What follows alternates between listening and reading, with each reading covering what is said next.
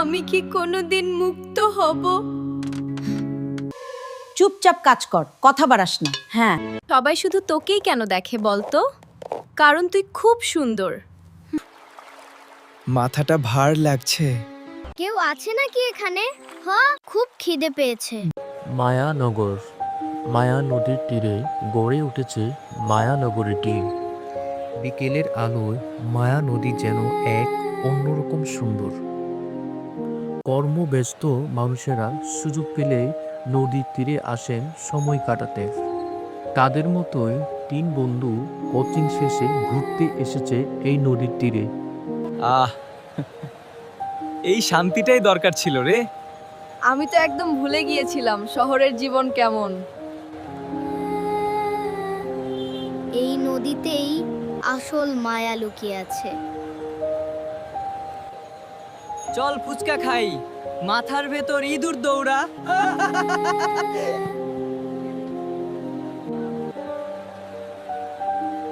বর্ষায় কিন্তু এই নদীটা ভয়ঙ্কর। মামা ঝালটা একদম আগুন, সেই তো বলছি। বর্ষার কারণে বর্তমানে এই নদীর পানি তুলনামূলক বেড়েছে। প্রায় সময় অনেকেই এই নদীতে হারিয়ে গেছে। বিশেষ করে দুরন্ত শিশু কিশোরেরা বেশি বিপদের সম্মুখীন হয়, কারণ তারা নদীতে বিপদসীমার নিচে নেমে আসে। গ্রুপ ছবি, ক্যাপশন, নদীর পাড়ের পাগলরা। সবাই হেসে পোজ দেয়, ক্যামেরা ক্লিক করে। আরিশের প্রেমের পেছনে নদীটা খুবই সুন্দর দেখাচ্ছে। আরিশ, বেশি কাছে যাস না। 3 বন্ধু মূল বীর থেকে তারা কিছুটা দূরে একটু নিরিবিলি পাথুরে এলাকায় চলে এসেছে। এখানে নদীর স্রোত তীব্র। আরিশ নদীর খুব কাছে গিয়ে পানিতে পা ভেজানোর চেষ্টা করছে। ও আচ্ছা, চিন্তা করিস না। আমি শুধু পানি ছুবো।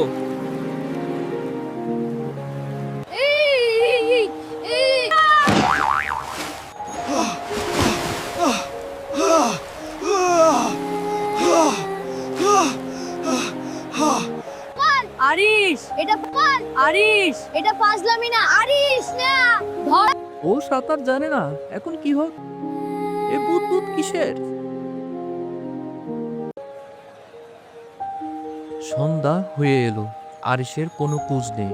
আশেপাশের লোকেরা জড়ো হলো। মোবাইলে টর্চ জ্বালিয়ে তারা পানির দিকে আলো পেলে, কিন্তু ঘোলা পানিতে কিছুই দেখা যাচ্ছে না। কিছুই দেখা যাচ্ছে না। ও খোদা, এদিকে দেখ, ওটা কি?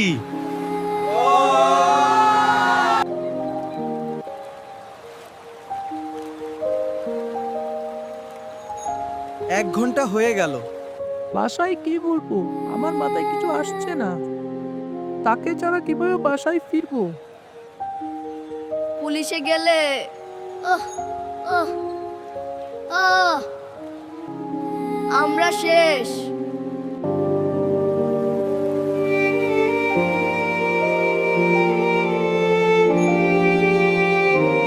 অনেক খোঁজাখুঁজির পর সবাই একে একে চলে গেল। পরের দিন সকালে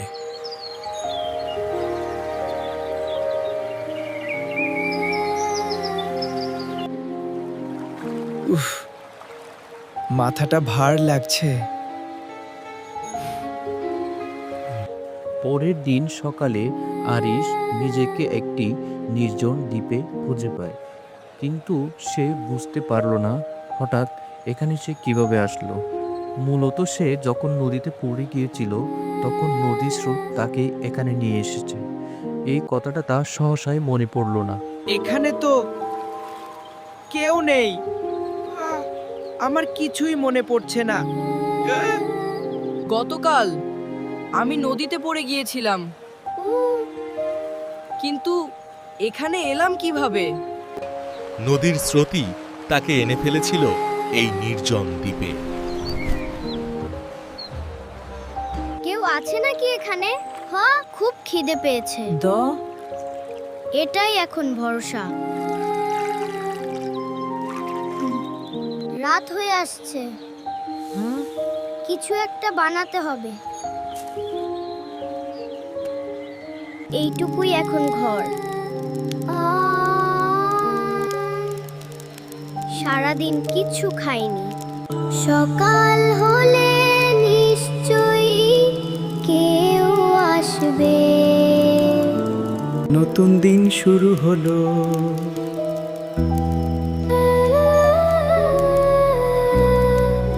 কেউ তো আসছে না, কেউ তো আসছে না। এই দ্বীপেই কি আটকে যাবে আরিশ?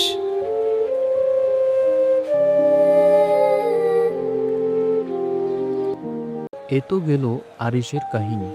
এবার আমরা আবারও শহরে ফিরে যাই। এই শহরটা যতটা আলোয় ভরা, কিছু জীবন ততটাই অন্ধকারে ঢাকা। এই উঁচু ভবনের একদম ওপরে থাকে মিথিলা। মা থাকলে হয়তো সবকিছু অন্যরকম হতো। মাকে আমি খুব মিস করি।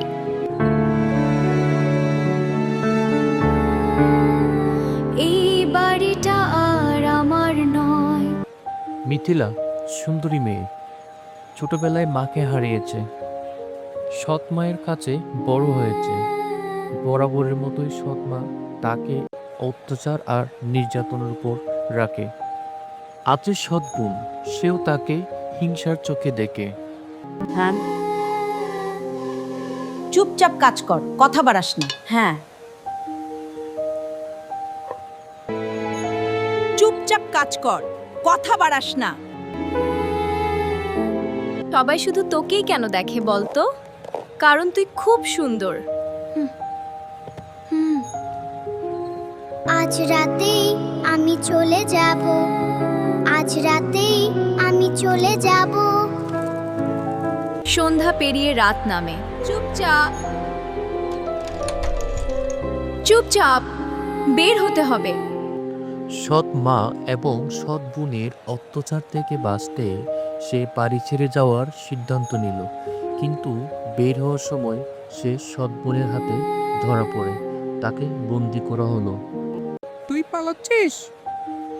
হ্যাঁ, তোদের যন্ত্রণায় এখানে আমি আর থাকতে পারছি না। দাঁড়া, মাকে বলছি। পালানোর সাহস হয় কি কাভে?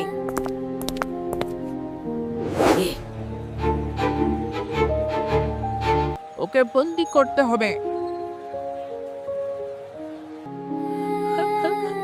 আমার কেউ নেই।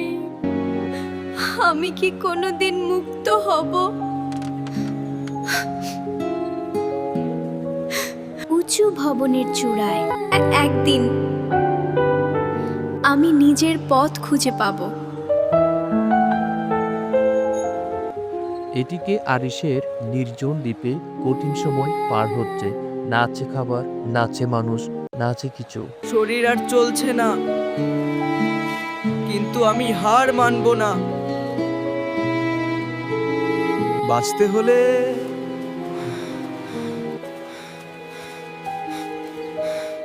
কিছু একটা করতেই হবে। এক সপ্তাহ কেউ দরজাটা খুলছে না।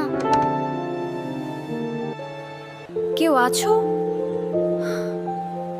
আমাকে বের হতে দাও। এদিকে মিথিলা ঘরের কোণে সৌভাগ্যবশত একটি দূরবীন খুঁজে পায়। সে অনেকদিন বাইরের দৃশ্য দেখে না। দূরবীন দিয়ে সে যখন বাইরে দেখছিল, তখন দূরবীনের মাধ্যমে নির্জন দ্বীপে আরিশকে দেখতে পেল। এটা দিয়ে ও, বাইরে দেখা যায়। ওইটা কি?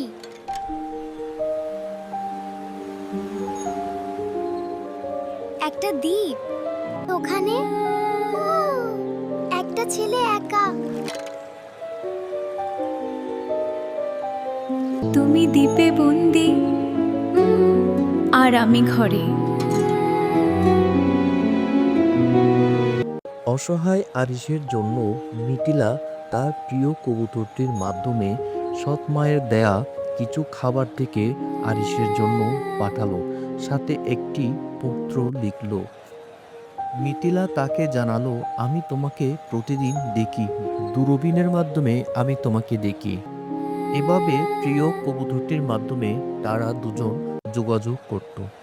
একসময় মিথিলা তার বন্দিত্বের কথা, সৎ মায়ের অত্যাচারের কথা সব পত্রের মাধ্যমে আরিশকে খুলে বলল। যাও সোনা, তুমি এগুলো ছেলেটির কাছে পৌঁছে দেবে। ফিরে এসো।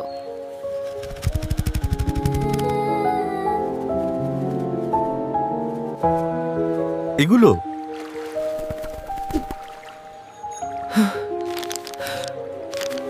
কে পাঠালো?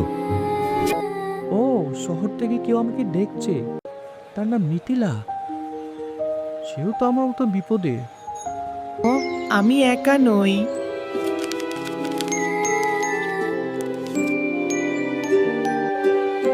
আমি বের হব। তোমাকেও মুক্ত করব।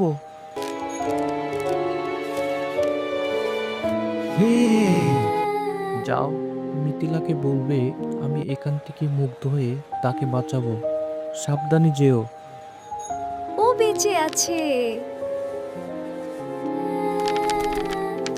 ও বেঁচে আছে। খাবার বন্ধ।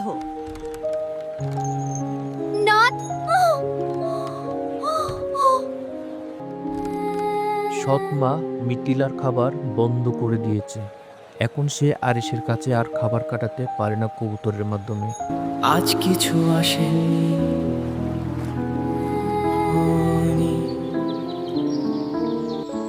শক্তি শেষ।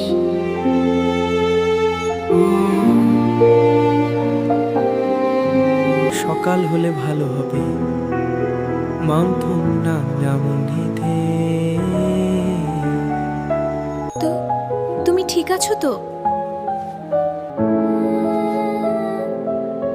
আগালকার মানু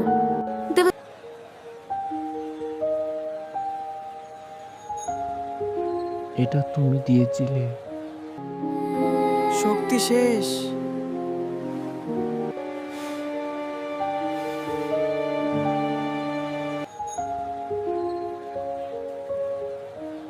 ওই তো একটা নৌকা এদিকেই আসছে।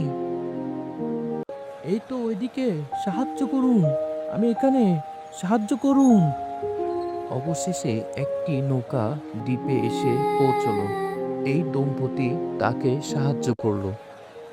চিন্তা করো না, ধন্যবাদ।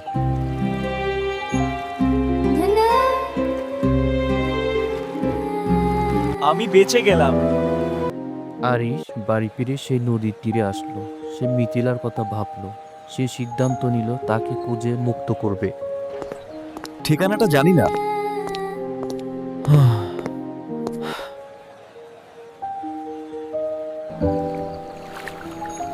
কোথায় তুমি? হঠাৎ সেই কবুতরটি আরিশের কাছে ফিরে আসলো। সে মিথিলার ঠিকানা জানালো। আরিশ খুশি হলো। এতদিন কই ছিলে? মিথিলাকে মুক্ত করো, এটাই ঠিকানা। সে কোথায়? কোথায় রেখেছে তাকে? তাকে বন্দি করে রাখা হয়েছে। চিন্তা করো না, আমি আছি, আমি তাকে মুক্ত করব। এরপর কবুতর এবং আরিশ মিলে প্ল্যান করলো কিভাবে মিথিলাকে মুক্ত করা যায়, কিভাবে তাকে অত্যাচারের হাত থেকে ফিরিয়ে আনা যায়। মিথিলা এখনো বন্দী।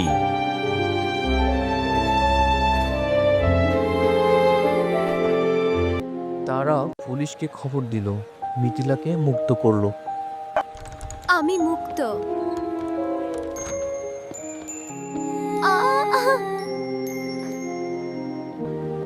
এবার আর কেউ বন্দি না।